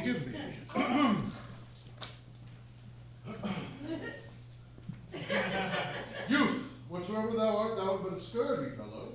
Ooh, good and valiant. Wonder not, nor admire not in thy mind why I do call thee so, for I will show thee no reason for it. Good, and that keeps you from the blow of the law. Thou comest to the lady Olivia, and in my sight she uses thee kindly. But thou liest in thy throat. That is not the matter I challenge thee for. Very brief, and to exceeding good sense, less. I will waylay thee going home, where it will be thy chance to kill me. Good. Thou killest me like a rogue and a villain. Still you keep on the windy side of the law. Good. Very well, and may God have mercy upon one of our souls. He may have mercy upon mine, but my hope is better. And so look to thyself, thy friend, as thou usest him, and thy sworn enemies, Andrew Aguchi. If this letter move him not, his legs cannot. I'll give it to him. You may have very fit occasion for it. He's now in some commerce with my lady and will by and by return. Oh, excellent. Sir Andrew, go. Scout for me at the corner of the orchard like a bumping. As soon as thou see him, draw. And as thou draw, swear horrible. Away. Let me alone for swearing. Away. Now will I not deliver his letter. Oh, God. For the behavior of the gentleman gives him to be a good capacity and breeding. His employment between my niece and his lord confirmed no less. Therefore this letter, being so excellently ignorant, will breed no care in the youth. He'll find it comes from a clodpole. Well, it does. But I will set upon the challenge by word of mouth, put upon Aguacheek so notable a report of valor, that will drive the gentleman's youth, as I know it will aptly receive it, into a most hideous opinion of his rage, skill, fury, and impetuosity. And this will so fright them both that they'll kill each other by the look, like cockatrices. Oh, here he comes with his niece. Let's make way, and after he leaves, presently after him. I will meditate the while upon something horrid for a challenge. I've said too much into a heart of stone and laid my honor too unchariot on it. With the same behavior that your passion bears goes on my master's griefs. Here, wear this jewel for me. 'Tis my picture. Refuse it not, it hath no tongue to vex thee. And I pray thee, come again tomorrow. What may you ask of me that honor saves me upon asking give? Nothing save your true love for my masters.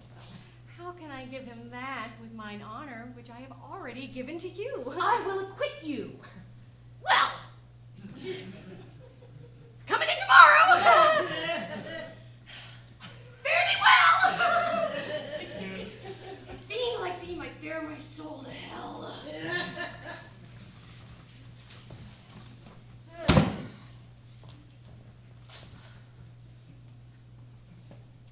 God save you, sir. You, sir? That defense thou hast? But take thee to it. Of what nature the wrongs are thou hast done him, I know not. But thy interceptor, full of despite, bloody as the hunter, attends thee at the orchard inn. Dismount thy tuck, begin thy preparation, for thy assailant is quick, skillful, and deadly. You mistake, sir. I'm sure no man hath any quarrel to me. My remembrance is very free and clear of any image of offense done to any man. You will find it otherwise, I assure you. Therefore, if you hold your life at any price, we take you to your guard, for your opposite half, what youth, strength, skill, and wrath can furnish men withal. Pray you, sir, what is he? He's night dubbed, and on carpet consideration with unhatched rapier. But he's a devil in a present brawl. Souls and bodies hath he divorced. 3. And his incensement at this moment is so implacable that satisfaction can be none but by pangs of death and sepulchre. Hobnob is his word, yes. Yes, give it, or take it. I will return again unto the house and desire some conduct of the lady. I am no fighter. I have heard of some kind of men that put their valor purposely on others, to taste their courage, but like this is a man of that quirk? No. His incensement is a very competent injury. Therefore get you on and give him his desire. But you shall not to the house, unless you undertake with me, which is any safety as you might answer him. Therefore on, or strip your sword stark naked, for meddle you must. That's for certain. Or forswear to wear iron about you. No, this is as uncivil as it is strange. I beseech you, do me this courteous office as to know of the knight what my offense to him is. It's something of my negligence, nothing of my purpose. I'll do so. Signor Fabian, stand you by this gentleman to my return. Pray, do you know of this matter? I know the knight is incensed against you, even to a mortal arbitrament, but nothing of the circumstance more. Well, I beseech you, what manner of man is he? Nothing of that wonderful promise if you were to read him by his form, as you are like to find him in the proof of his valor. He is indeed, sir, the most skillful, bloody, and fatal opposite that you could have possibly found in all of Illyria. Will you walk towards him? I'll put in a good word for you if I can. Oh, I vouch you for it, sir. I would rather go with Sir Priest than Sir Knight. I cannot know so much of my metal. Oh, why, man, he's a very devil. I had a pass with him, rapier, scabbard, and all, and he gave me the stuck-in with such a mortal motion that it is inevitable. He pays you as surely as you'll hit the ground they've stepped on. They say he was a fencer to the Sophie. Pox at it, I'll have it. Nay. He will not now be pacified. Fabian can scarce hold him on. Plague on it, if I had known he was so valiant in fighting offense, I'd have seen him damn near and challenged him. If you let the matter slip, I'll give him my horse for a tablet. I'll make the motion, sir. Stand here, make a good show on it. This will end without the perdition of souls. Mary, I'll ride your horse as well as I ride you. I have his horse to take up the quarrel. I've convinced him to use the devil. He that's as horribly conceited in him, and pants and looks pale as if a bear were at his heels. Oh, sir, there is no remedy. He will fight with you for his own sake. So meddle you must. But he promised me, he protests, he will not hurt you. Oh, pray God, defend me. A little thing would make me tell them how much I work. Give ground if you see him furious. Oh, heaven true, sir, sweet heaven. There is no remedy. He is a soldier, and he will have but one battle with you. He cannot either do well or avoid it. But he promised me as he's a scholar and a gentleman and a soldier, he shall not harm him. Up, fight, sword, I'll miss you, Toby. Pray, sir, 'tis against my will. Put up your blade! Oh! This young gentleman have done offense. I take the fault on me. If you offend him, then I for him defy you. What are you? One, sir, that for his love, yet dares do more than you have heard him brag to you he will. Nay, if you be an undertaker, I am for you. Oh my God! Answer Toby! Here comes the officers! I'll be with you anon! Bring Sir Finger's sword. Here, I will, and for that I promised you, he will bear you easily and reigns well. This is the man! Do thy office! Antonio! I'll west thee by the suit of Count Orsino! You do mistake me, sir. No, sir, no, John. I know your favor well, though. Now you have no sea cap on your head. Take him away. He knows I know him well. I must obey. This comes from seeking you, but there is no remedy. I shall answer it. What will you do now that my necessity makes me to ask you for some of my purse? It grieves me much more for what I cannot do for you than what befalls me. You stand amazed, but be of comfort. Come, sir, away. Well, I must entreat you some of that money. What money, sir? Look, for the present kindness you have shown me, in part being prompted by your present trouble, out of my lean and low ability, I'll lend you something. My having is not much. I'll make division of my present with you. Here's half my coffer. Would you deny me now? Is it possible that my deserts to you can lack such persuasion? Do not tempt my misery, lest it make me so unsound a man as to upbraid you with those kindnesses that I have done for you. I know of none. Nor know I you by voice or any feature. Look, I hate ingratitude in a man worse than lying, vainness, babbling, drunkenness, any taint of vice whose strong corruption inhabits our frail blood. Oh, heavens themselves! Let me speak a little. This youth that you see before you, I snatched one half from the jaws of death, relieved him with such sanctity of love, and to his image, which we thought did promise venerable worth, did our devotion. What's that to us? That time goes by away. But oh, how vile and idle proves this God. Thou hast, Sebastian, done good features shame. In nature there is no blemish but the mind. None can be called deformed but the unkind. In virtue is beauty, but the beauteous evil are empty trunks overflourished by the devil. The man grows mad. Away with him. Come, sir. Come. Oh, lead me on. Methinks his words do from such passion fly that he believes himself. So do not I. Oh, prove true. Imagination prove true.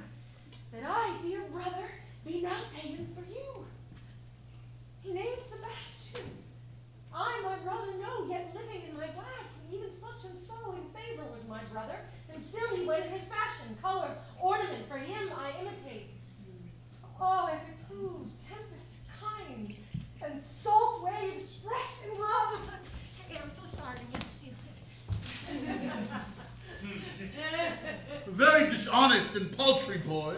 His dishonesty appears in him leaving his friend here and denying him, and for his cowardness. Well, ask Fabian. A coward, a most devout coward, religious in it. Slid all after him again and beat him. Do, Sir Knight, cuff him soundly, but do not draw that sword. Good idea. Hey, come, let's see the event.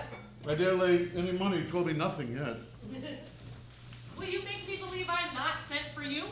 Go to, thou art a foolish fellow. Let me be clear of thee. Well, how now, in faith? No, I don't know you. Nor your name is not Master Cesario. Nor my lady did not bid me to speak with you. And this is not my nose neither. Nothing that is so is so. I prithee, vent thy folly somewhere else. Thou knowest not me. Vent my folly. He's heard this word of some great man, and now it applies to a fool. Well, tell me what I shall vent to my lady. Shall I vent to my lady that thou art coming? I prithee, foolish Greek, depart from me. Here's money for thee. If you tarry longer, I shall give worse payment. By my troth, thou hast an open hand. These wise men who give fools money give themselves a good review after 14 years' purchase. Now, sir, have I found you again? There's for you. Why, there's for thee! And there! And there! Are all the people mad? Hold, sir, I'll throw your dagger over the house. Oh, this I will tell my lady straight, and I would not be in some of your coats for tuppence. Hold, sir. Hold. Let me have an action of battery against him if there be any law in Illyria. Yet I struck him first. No matter for that. Sir, hold! Let go thy hand! I will not let go, sir! Ooh, you are a well-fleshed. I will be free from thee! Soldier. What wast thou now? Thou darest tempt me further? Draw thy sword! What?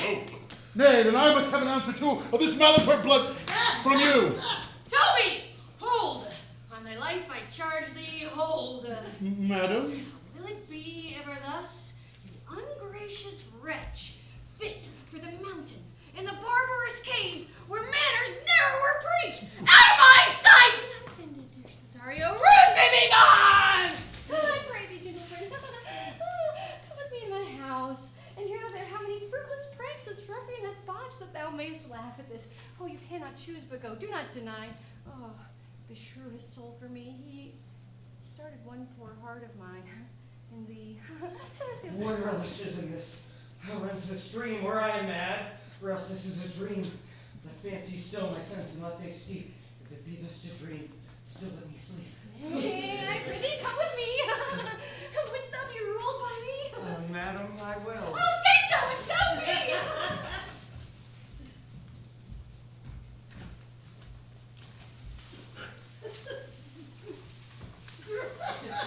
May I prithee put on this beard and this gown, make him believe thou art Sir Topas the Carrot. I'll call Sir Toby the while. All right, well, I'll put it on. Then I will dissemble myself in it. I would I were the first who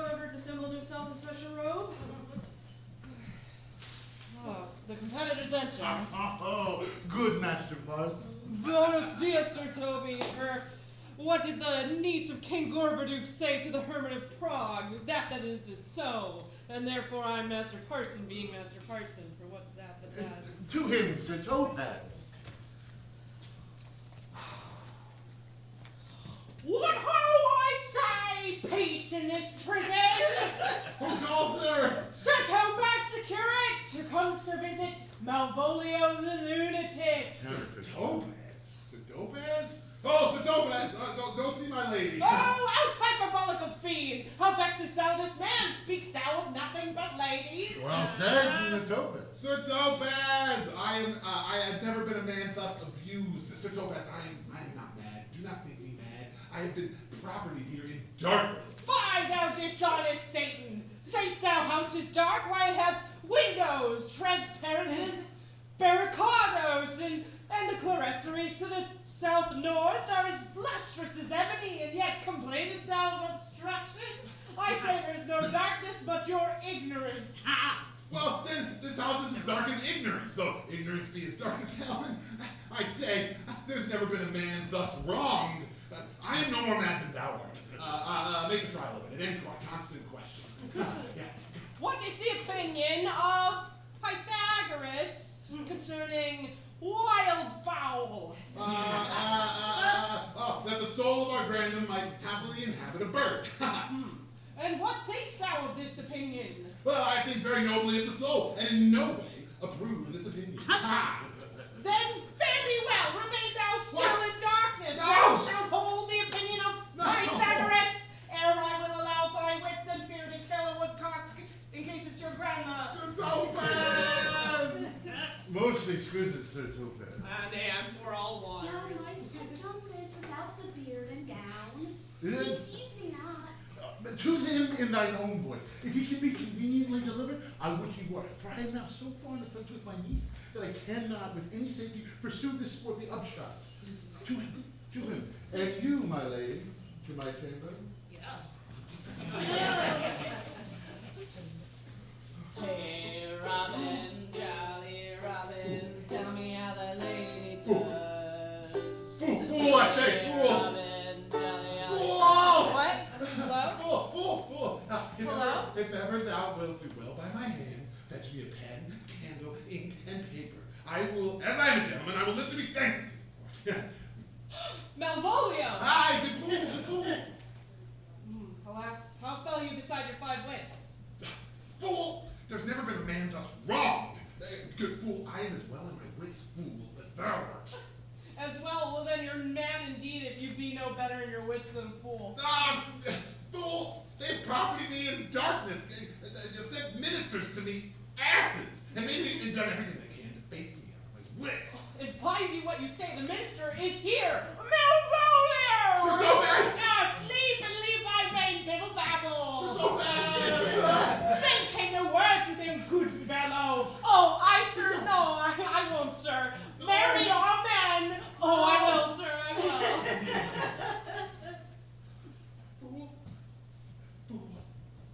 Fool! And shed for speaking to you. Fool, fetch me some ink and paper. I tell you, I'm no more mad than any man in Illyria. Well, a day that was true, sir. By my hand, I am not. Look, fetch me a paper and pen, and then you convey what I set down to my lady. It'll advantage thee more than ever the bearing of a letter did. But tell me true. Art thou not mad, or do you but counterfeit? Believe me, I am not. I tell thee true.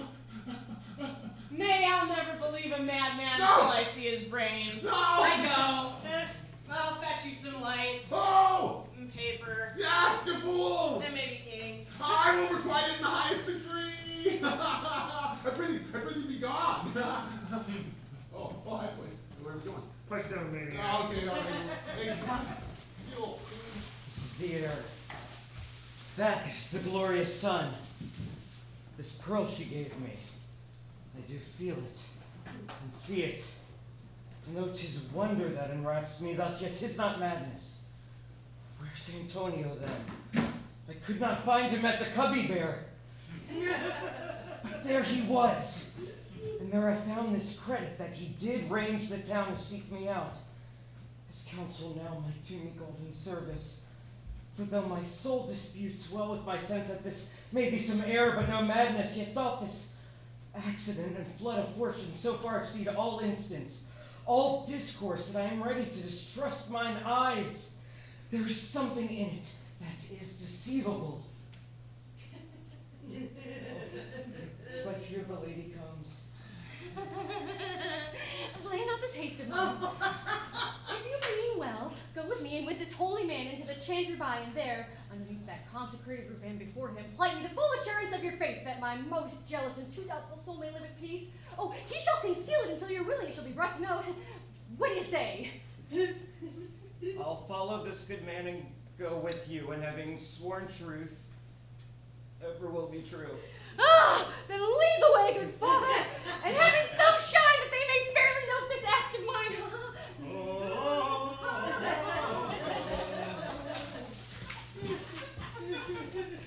If thou lovest me, let me see his letter.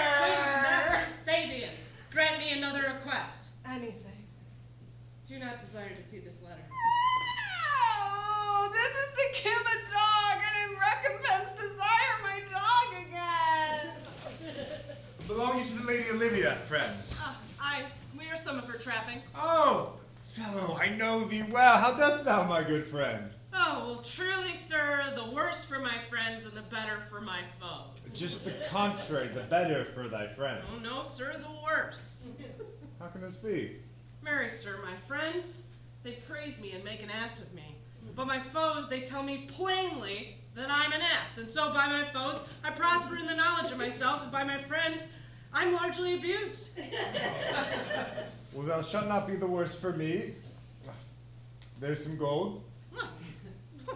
Well, but that it would be double dealing, I would you could make it another.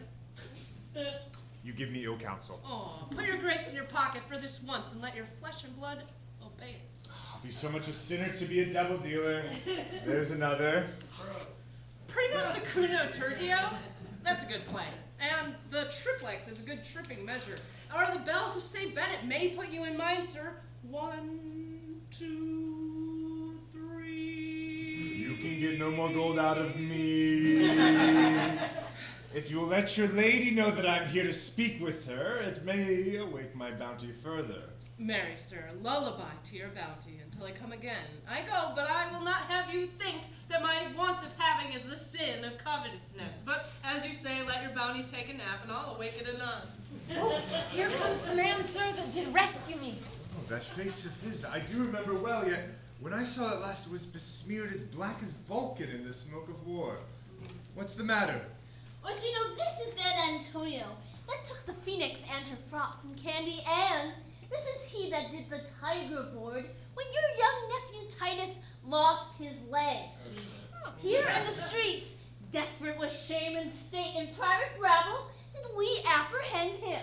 Well, he did me kindness, sir, drew on my side, but in conclusion put strange speech upon me. I know not what 'twas but distraction. Notable pirate. Thou saltwater thief. What foolish boldness brought thee to their mercies, whom now in terms so bloody and so dear hast made thine enemies? Orsino, noble sir, be thankful I shake off these names you give me. Antonio was never thief or pirate, though I confess on base and ground enough. Orsino's enemy. A witchcraft drew me hither. That most ungrateful boy by your side. From the rude seas enraged and foamy mouth did I redeem him. A rat past hope he was. His life I gave him, and did thereto add my love, without retention or restraint, all his in dedication. For his sake did I expose myself to the dangers of this adverse town, drew to defend when he was beset, whereby his false cunning not made to partake with me in danger, taught him to face me out of his acquaintance, and grew a 20 years removed thing while one would wink, denied me my own purse, which I had recommended to his use not half hour before. How can this be? When came he to this town? Today, my lord, and for 3 months prior. No interim, not a minute's vacancy, both day and Night. Did we keep company? Fellow, thy words are madness. 3 months this youth hath tended upon me. But more of that anon. Take him aside. Here comes the Countess. Now heaven walks on earth. What would my lord but that he may not have wherein Olivia may seem serviceable? Cesario, you do not keep promise with me. Gracious Olivia. What do you say, Cesario? Good, my lord. My lord would speak. My duty hushes me. If it ought be to the old tune, it's as fat and fulsome to mine ear as howling after music. Still so cruel? Still so constant, lord. What? To perverseness? You uncivil lady, to whose ingrate and unauspicious altars my soul, the faithless offerings have breathed out that air devotion tendered. What shall I do? Even what it shall please my lord that becomes him. Why should I not? Had I the heart to do it? Kill what I love. A savage jealousy that sometimes savors nobly. But hear me this. Since you to non-regardance cast my faith, and that I partly know the instrument that screws me from my true place in your favor, live you, the marble-breasted tyrant still. But this, your minion, whom I know you love, and whom by heaven I tender dearly, him will I tear out of that cruel eye where he sits crowned in his master's spite.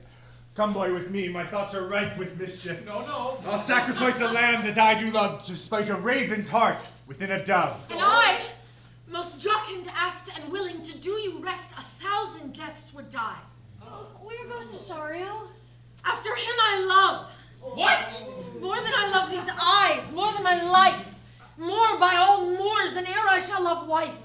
If I do feign, you witnesses above, punish my life for tainting of my love. I mean detested! Who am I beguiled? Who does beguile you? Who does do you wrong? Have you forgot yourself? Is it so long? Call forth the Holy Father. Come away. Whither, my lord? Cesario, husband, stay.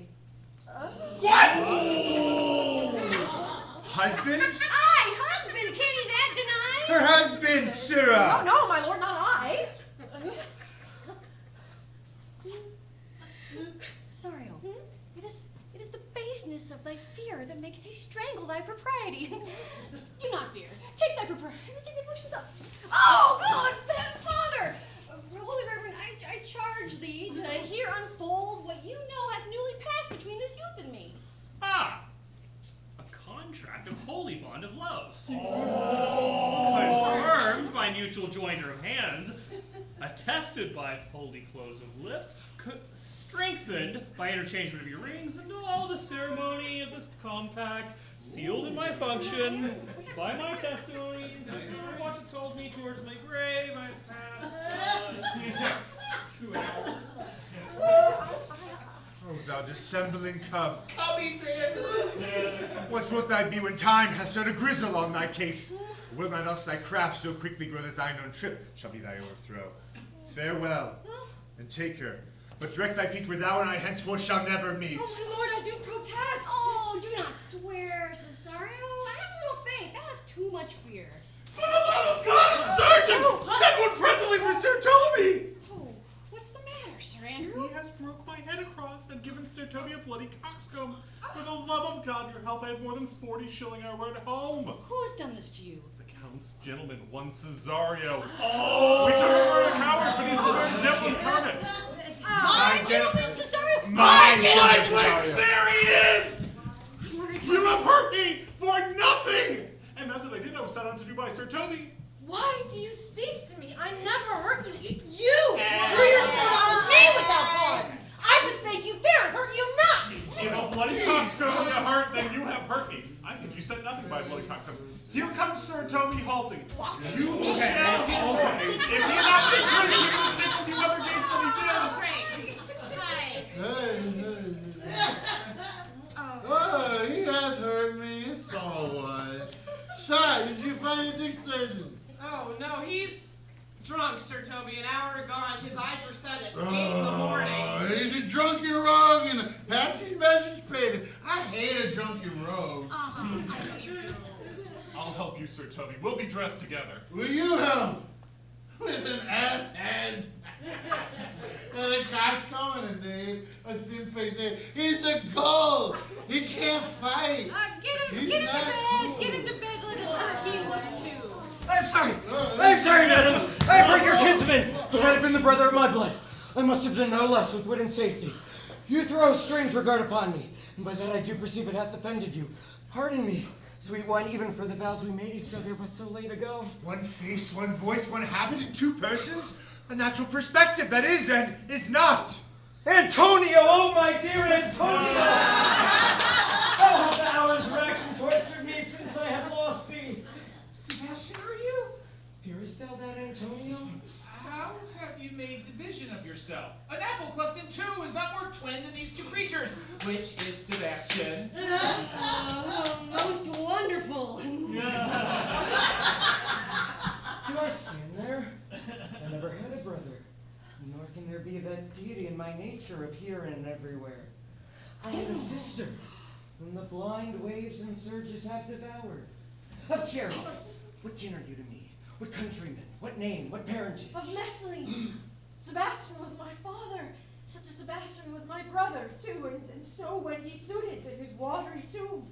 If spirits can assume both form and suit, you come to fright us. A spirit I am indeed! But am in that dimension grossly clad, which from the womb I did participate. Were you a woman, as the rest goes even, I should my tears let fall upon your cheek and say, thrice welcome, drowned Viola. My father had a mole upon his brow.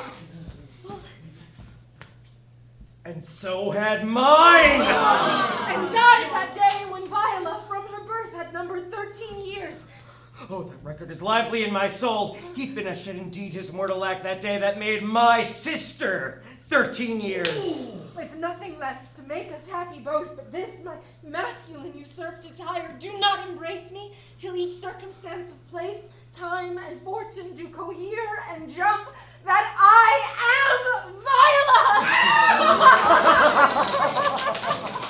Viola! Which to confirm, I'll lead you to a captain in this town where lie my maiden weeds, by whose gentle help I was preserved to serve this noble count. All the occurrence of my fortune since hath been between this lady and this lord. So comes it, lady. You have been mistook, but nature to her bias drew in that. You would have been contracted to a maid, nor are you therein by my life deceived. You're betrothed both to a maid and man.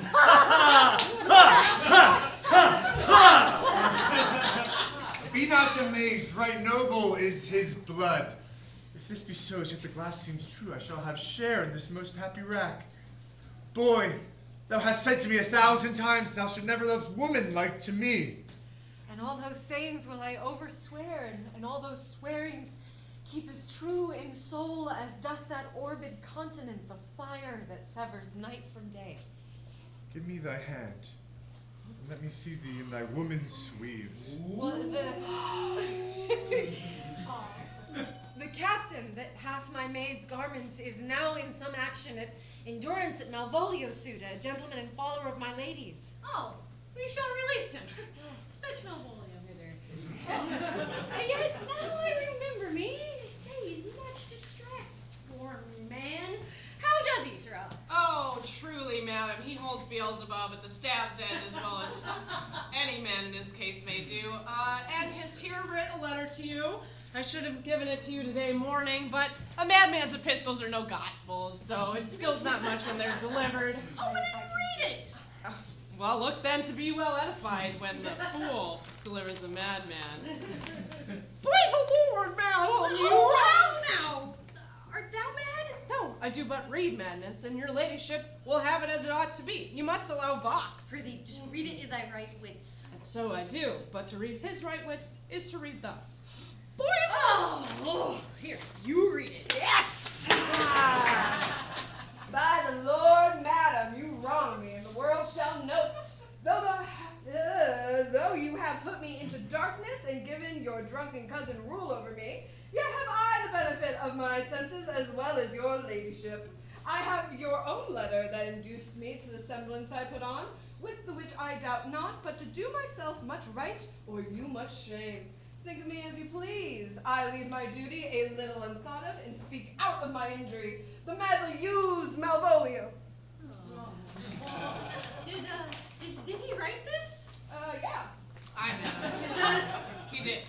This savor's not much of distraction.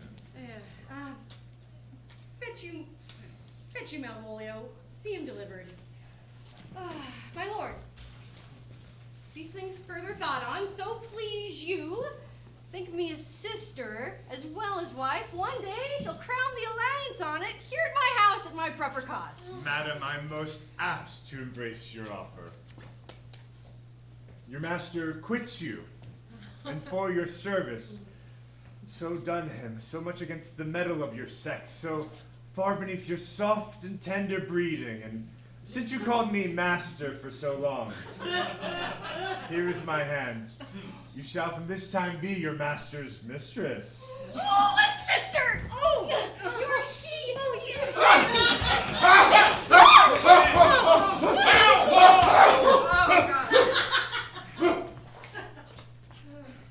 now, Malvolio. Madam, you've done me wrong, notorious wrong. Have I, Malvolio? No. Yes, lady, you have. Here, peruse this letter. You must not now deny it is your hand. Write from it if you can in hand or phrase, or say it is not your seal, nor your invention. You can say none of these things. Well, grant it then, and tell me why you have given me such clear lights of favor, made me come smiling across garter to you, and then acting this with an obedient hope. Why have you suffered me to be imprisoned, kept in a dark house, and made to be the most notorious get and go that ever invention played on? Tell me why! Malvolio, that's not my writing. Good madam, hear me speak. It was myself and Toby that set this device against Malvolio here upon some stubborn and uncourteous parts we had set against him. Maria writ the letter, and it is important, and we have married Maria. Toby has. They rather pluck on laughter than revenge, if that the injuries that have on both sides passed. Alas, poor fool, how they have baffled thee. I was wanting this interlude as well. Once her toe passed, sir. Do you remember? Oh, and you smile not, he's gagged. And so the whirligig of time brings in his revenges.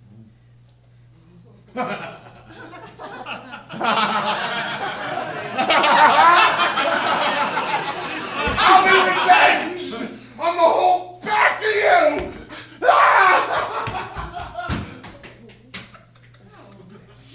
He had been most notoriously abused. Pursue him and entreat him to a peace. He hath not told us of the captain yet. When that is known in golden time commence, a solemn combination shall be made of our dear souls. Meantime, sweet sister, we will not part from hence. Cesario, for so you shall be while you are yet a man. Yet when in other habits you are seen, Orsino's mistress and his fancy's queen.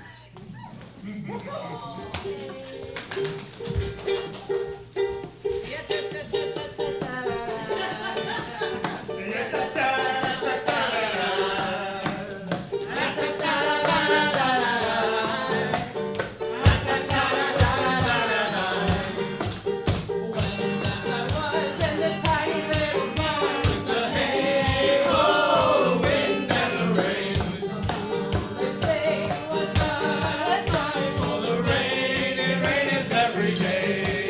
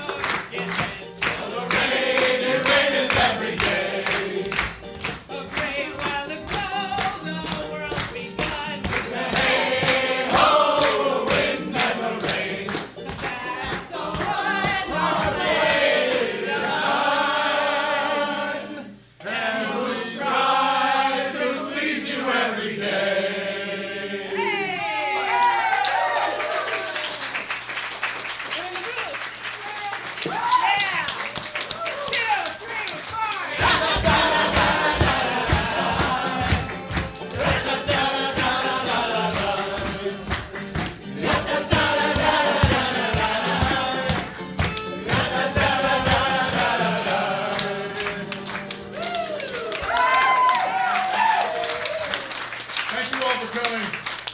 We are Shakespeare Blood Oath. If you guys don't know, we made a pact 6 years ago to do one Shakespeare play every year. This is year 6, as I said. I'd like to invite you all, if you're interested in knowing about our next play or joining up and helping and getting here on stage, go on our website, which is on the program, and sign up for the mailing list. You can also donate there. There's also a QR code on there to donate.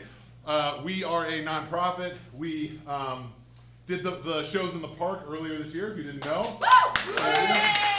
We did that with Chicago Night Out in the Parks. And all these fine actors got paid for that. What? Yeah! However, for this, we're going off of ticket sales and donations and all that. So any money that you can, if you have the means, please, it would be really, really appreciated. Last thing, final thing. We're doing a show next year. We, in tradition, announced the next year's show at the end of the show.